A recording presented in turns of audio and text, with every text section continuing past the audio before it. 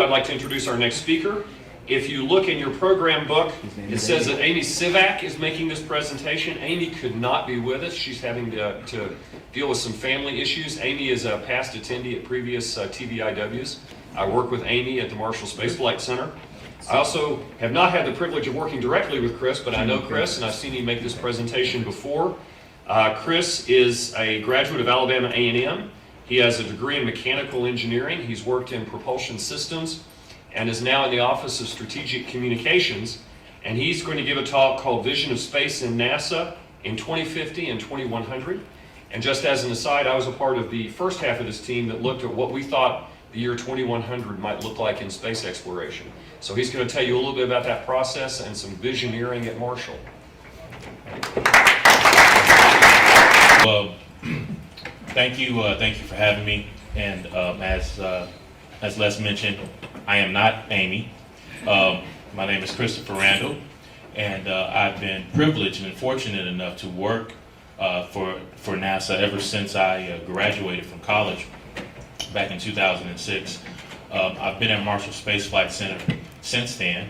I started off my career as a mechanical engineer, aerospace mechanical, designing valves and actuators for Ares 1 upper stage, if you all remember the Constellation program.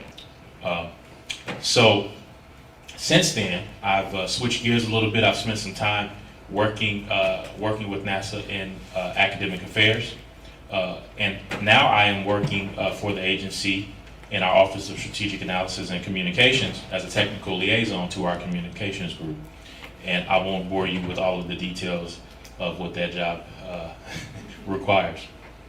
But I want to just preface here by warning you, we're going to switch gears just a little bit.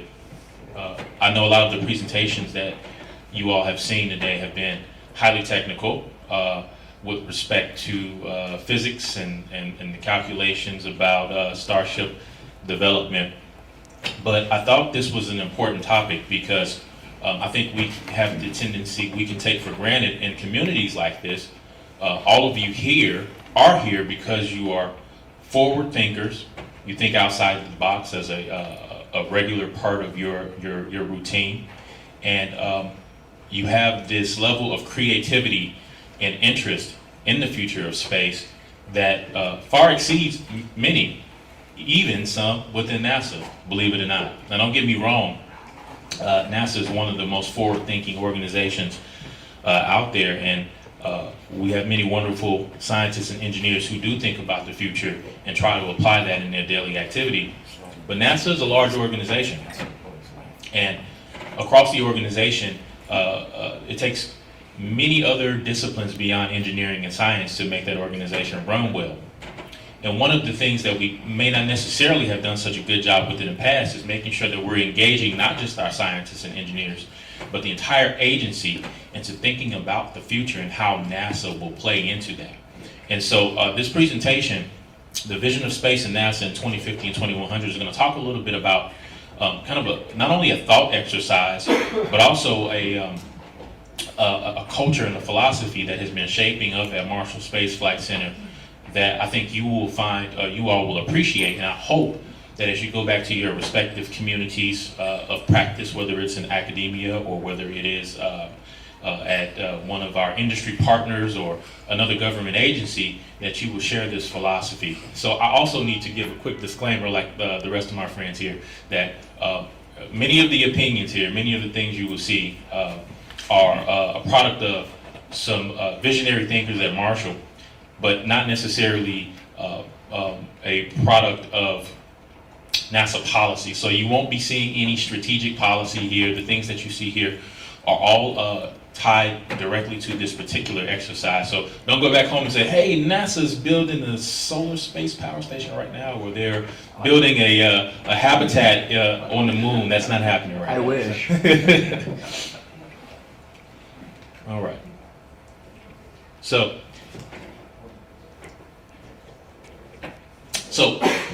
the Space 2100 philosophy, this presentation that you're about to see is actually affectionately referred to at Marshall as the Space 2100 philosophy, or the activity, or the group. They refer to members of this team as the Space 2100 team.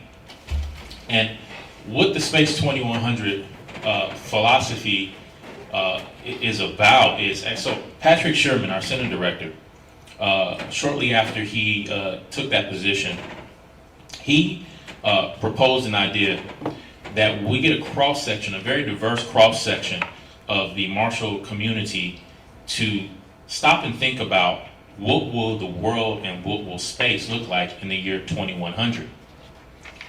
Now, he didn't want just scientists and engineers. He wanted people from our CFO, from our legal office, our Office of Procurement, Human Resources, Strategic Communications, every group to be a part of this, people that normally don't get to participate in these types of activities, to come together and look at what will we be doing. But more importantly, what he did, I don't even know if he knew what he was doing, was he was opening up a new philosophy at the center to be creative and open-minded, to think freely, to have an open flow and exchange of ideas between employees and vertically up through the leadership, to learn to embrace the 80% solution, just like we learned. In fact, some of the exercises we performed are very, very similar to what we did here last night and today. Learn to embrace kind of an 80% solution really quickly. In fact, we refer to these exercises, which I'll show you more detail about, as sprints, because we had a very short amount of time to do it, anywhere between 2 weeks to 2 months to complete an activity. Did I time out already? Let's take a quick commercial break. I'll be right back.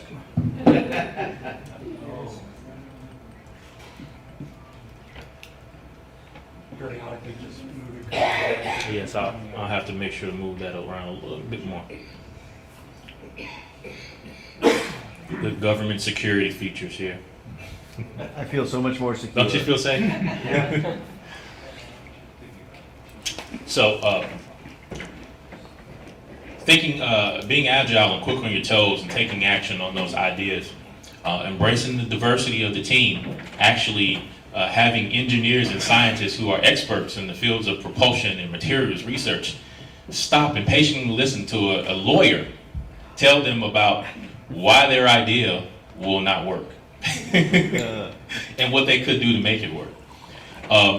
Not being afraid to dream, starting to create and contribute to the future that we want for the agency and for the world. And also being comfortable with knowing that there really are no right or wrong answers. That what we are after is all the same. We want to see an economy, an environment that revolves around space exploration. Okay, so I'm going to tell you here some more details about what we actually did. But before I do that, I want to stop here and give you some background on what the team was asked to do. So take a moment and think back through some of the breakthroughs that have happened since in the 20th century here with computer processing capabilities, air and space exploration becoming more and more routine, the nuclear energy and capabilities that we have, global communication system, even the development of artificial body parts and this field of biomedical engineering that has really taken off.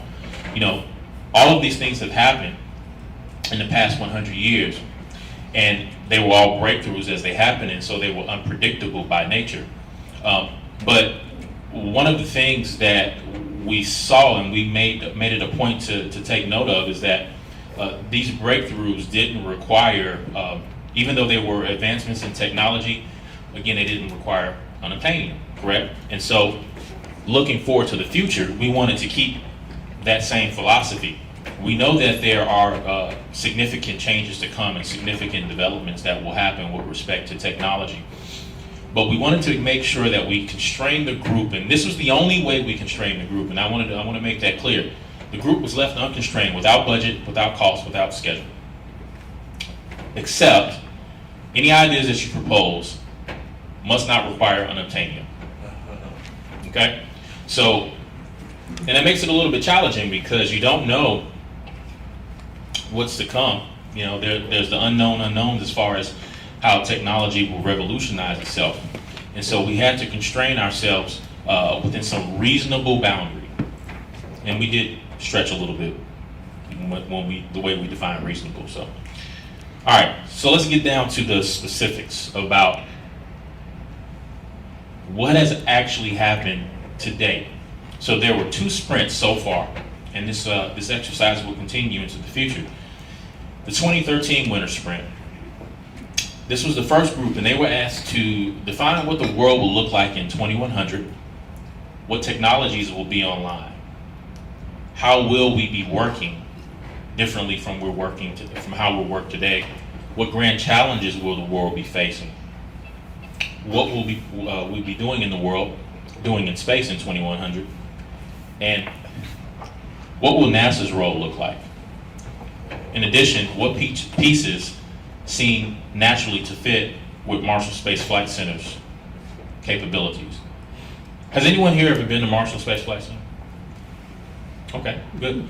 So you probably know Marshall has a unique set of core capabilities. Their bread and butter is propulsion systems.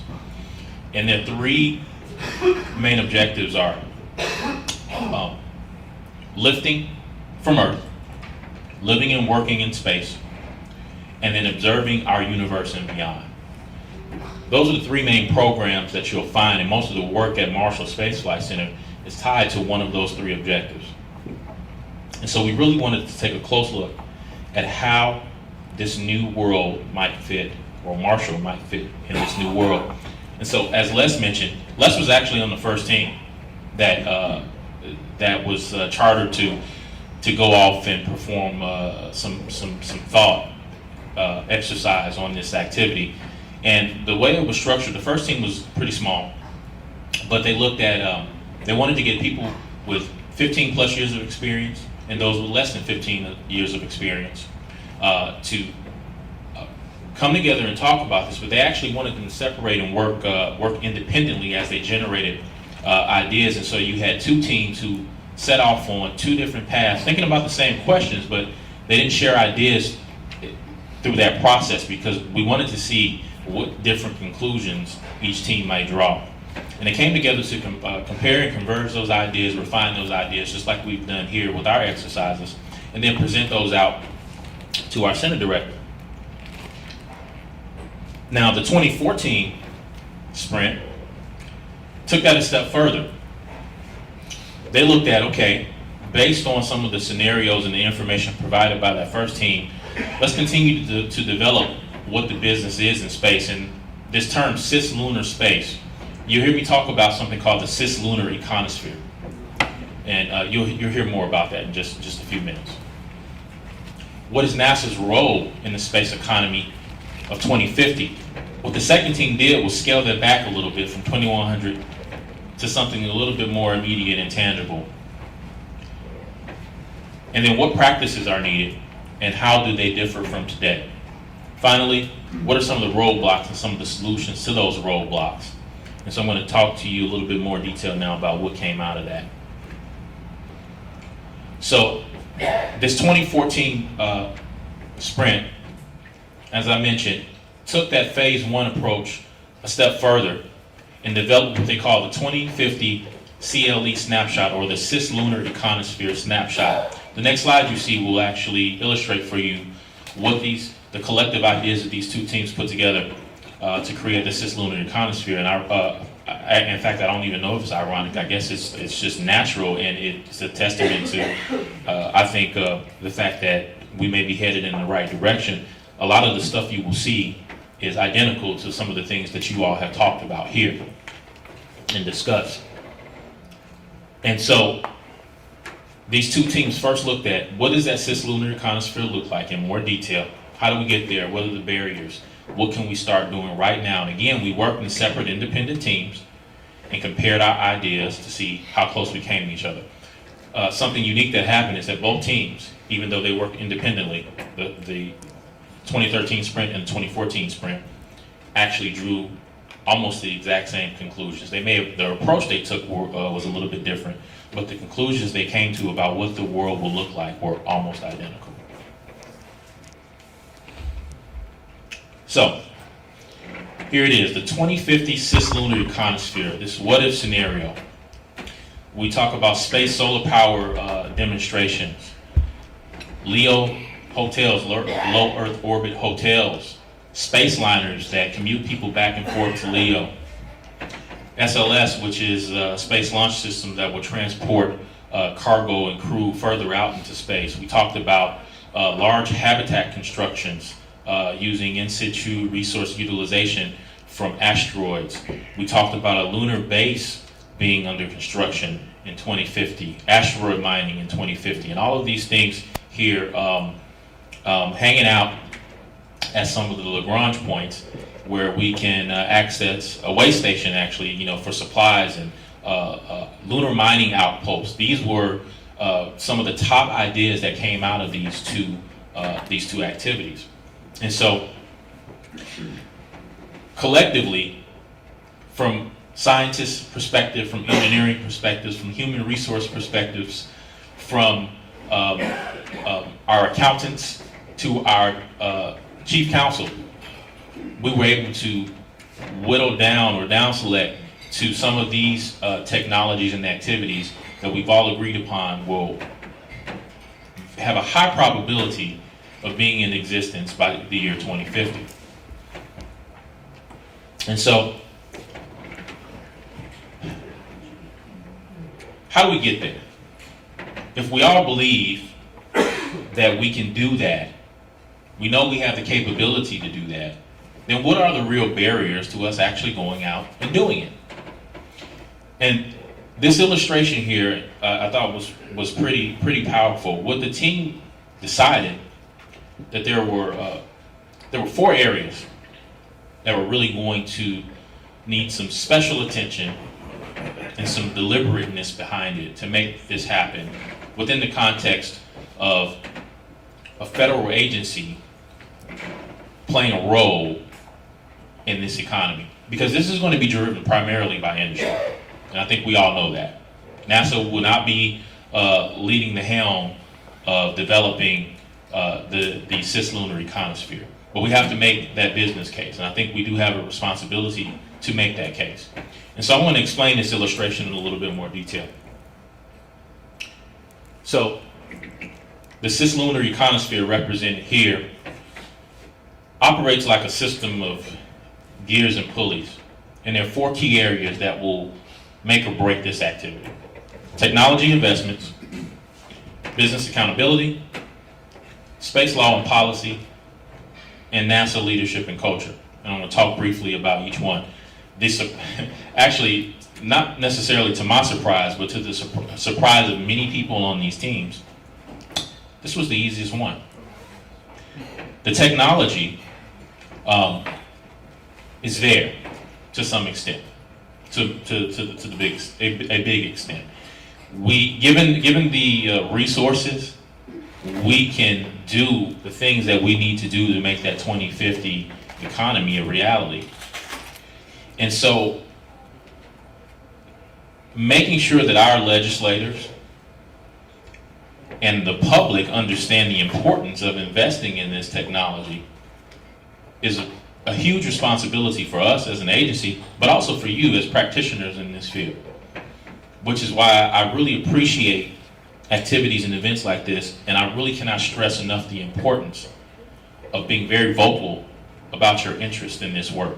I think we take for granted, again, you get into your groups and your circles of like-minded people, and it can almost give you a false impression that everybody thinks this way, but people don't. Most people don't. And so we do have that responsibility to promote this type of thinking. So I want to talk real quick about these other 3 because these were interesting. Business accountability. We talked a lot with our people from the CFO and CIO about how we actually do business, and from procurement as well, how we promote contracts and Space Act agreements and other things within the agency to engage our commercial partners in industry and academia. And in order to make the leaps that we're going to need to get to that 2050 economy, we're going to have to learn how to do business differently.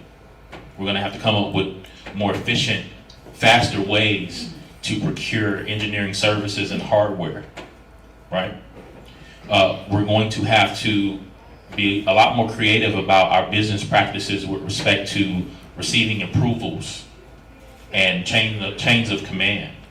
These are things that are kind of embedded in the culture, but we really got to break some of these habits if we want to move fast enough to be able to do this stuff. I'm actually going to talk about space law and policy last, because this may or may not be a surprise to you. NASA leadership and culture is illustrated here in this graphic as a tensioner, because it is in a big way with respect to NASA's role in this Cislunar Economy. Creating a culture that allows such a large organization like NASA to think in the way of the 2100 philosophy is going to be key to us driving to accomplishing those technical feats. Right now, and rightly so, I understand there is somewhat of a conservative culture in the agency, right? And anybody who has ever worked for a federal agency understands why. There are a lot of obligations and responsibilities that you have that, excuse me, let me back up here, that many people may not be aware of, that we have to think of in the decisions that we make. So we don't move very quickly when it comes to doing things like developing a new man-rated or human spaceflight program and putting people on rockets and firing them off into space. We have to take precautions and have a level of conservatism that go beyond what you might see with some of the commercial partners. But starting to change that to a more cautious, creative, cautious, collaborative culture will ultimately get us to where we want to go. But last but not least, space policy and space law. Now this one was an interesting find. This one was actually kind of blew the socks off of some of our managers at the center. So as we sat around the tables and we came up with all of these great technologies and we talked about all of the activity that will be going on in space, questions started to arise. Who owns this stuff? How do we convince industry to invest in things like asteroid mining if we don't have any laws to protect their interests and their investments? And as we looked at what exists, we found that there aren't a lot of laws out there governing, and the ones that are out there that govern how we operate in space, for all practical purposes, are pretty weak with respect to business litigation. Actually, disincentives. Yes, yes. And then when you look across the country and you say, okay, that makes sense. So let's see who's out there working on it. Well, like 4 people.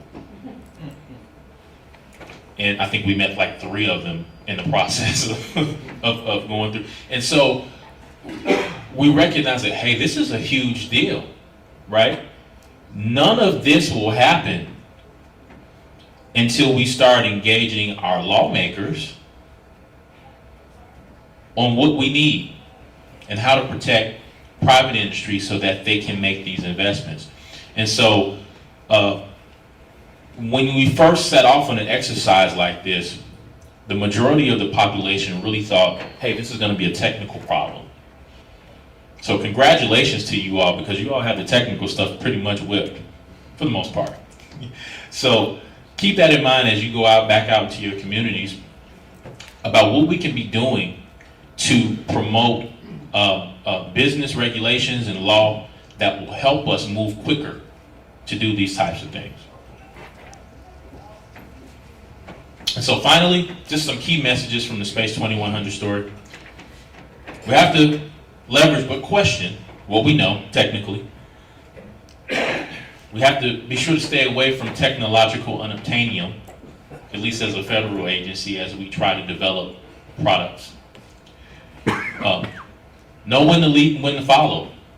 You know, one of the ideas that came out of this, and it was hard for some people to swallow, is that NASA very well may not be in the lead. of developing a cislunar econosphere. Right? We've helped develop technology and infrastructure up to this point that has allowed commercial partners to be able to start to engage and do some of these things on their own. But as we look forward, we have to be able, as a federal agency, to know how to take a step back sometimes and let others lead. We have to continue to retool our culture to creative, collaborative approach when appropriate. And then finally, start to break down barriers to communications and process barriers that are slowing down the ability to make some of these necessary culture changes that will allow us to actually fully realize our vision of space in the year 2100. And so I hope that some of the information you saw here was a little bit thought-provoking and gave you something to take back and talk about with your peers. And that's all I have. If you have any questions, I'd be happy to take your questions.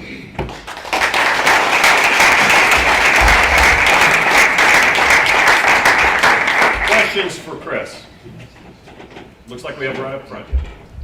Microphone? Yeah, he's coming. Oh, thank you. First, let me say that I'm delighted to note that by 2050, you will still be young enough to be administrator of NASA. That's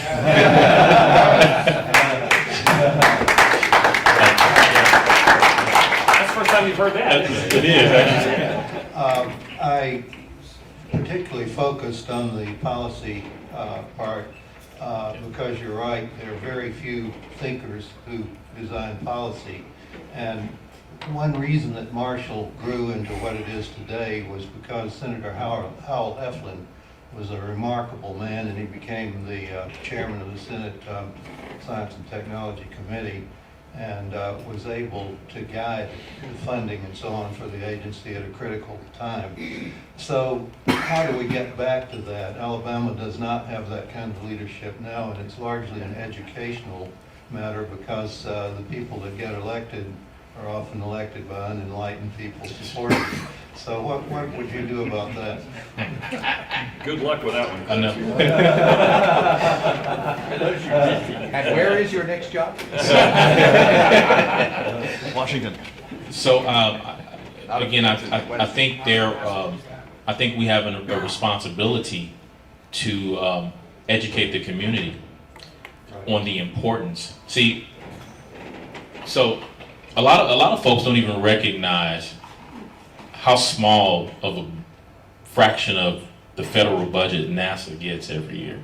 About less than 1%, about 0.6%.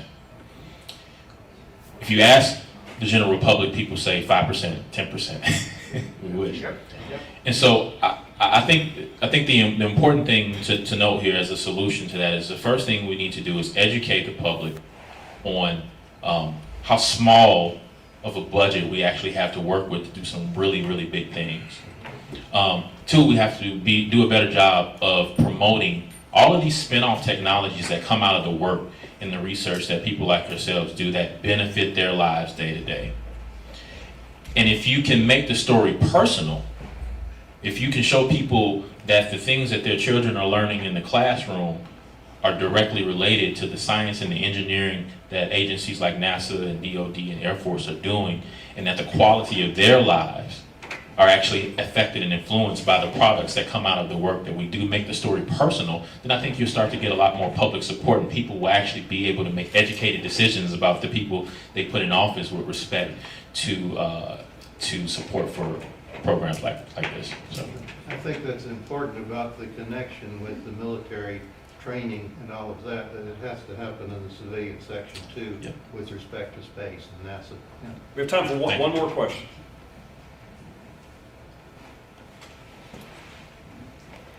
Hi, in the 2013 winter sprint, you mentioned that you looked at people with plus 15 years experience, greater than, and less than 15 years experience. I'd say everyone in this room is probably in the category of greater than 15 years experience, the majority anyway. And I was wondering what kinds of differences you saw in the less experienced group from the greater experience. to answer quickly, the biggest thing that stood out was the greater than 15-year group tended to be focused more heavily on the technology. The less than 15-year group seemed to be focused more heavily on the culture changes. Thank you. Thank you very much.